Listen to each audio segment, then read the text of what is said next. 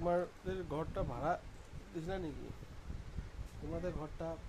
হুম তোমাদের যে তোমাদের যে ঘরটা হুম ভাড়া দিছো নাকি? হুম ভাড়া ওঠে নাই না? ভাড়া দিছি